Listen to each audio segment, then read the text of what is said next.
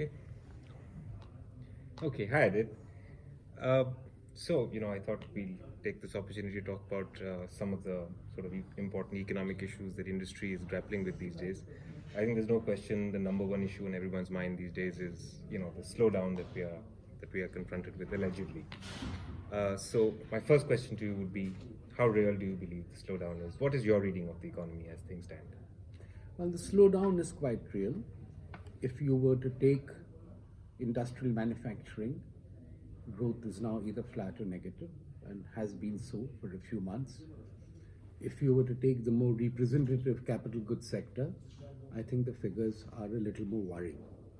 IMA runs a business confidence survey and which has various parts to it, but the main index, which contains the various parts in terms of order bookings, perceptions of the economy, profitability, growth, etc., is now at 47.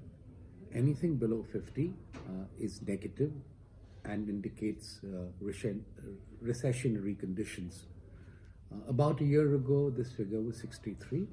So I do believe that the slowdown is quite real. Right.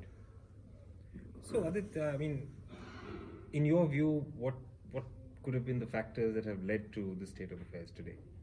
I think the principal factor is liquidity, because credit and liquidity are rather similar to the flow of blood in the human body. So credit is like blood, and if it stops flowing, then clearly industry will suffer. The flow of credit is now down to minuscule level. Can't even remember what it is for the industrial economy, but I think it is around 5%. When the economy was growing at 8 or 9% a year, credit was growing at 20 to 24% a year. Now, why is credit not growing? I think the answer is very simple. We have a problem with the banking system, and this problem started a few years ago. Now, the situation with the banks is slightly better because they have made provisions for a lot of their bad debts.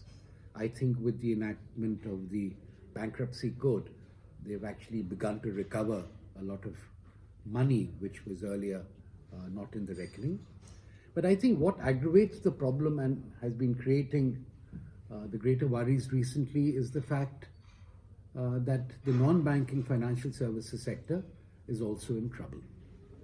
And this, in many ways, constitutes the last mile lending for industry in certain sectors, specifically real estate, and also in terms of consumer credit and loans for buying automotives and consumer appliances, so on and so forth.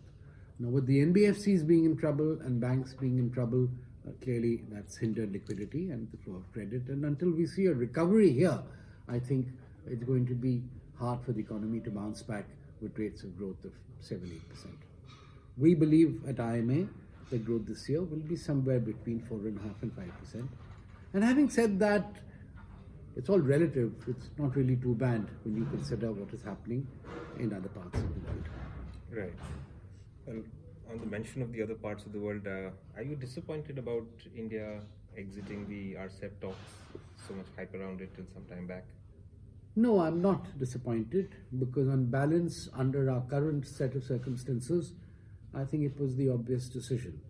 I do believe in free trade, and I do believe that is the only way for an economy to become competitive. But quite frankly, in the short term, the demerits of becoming an RCEP member would have been much higher than the merits. And the reason is India is not a part of the regional supply chain. So it doesn't have so much to gain by being a part of it than it has to lose. In any case, India has a free trade agreement with ASEAN. It can easily get one with Japan because of a strong strategic partnership.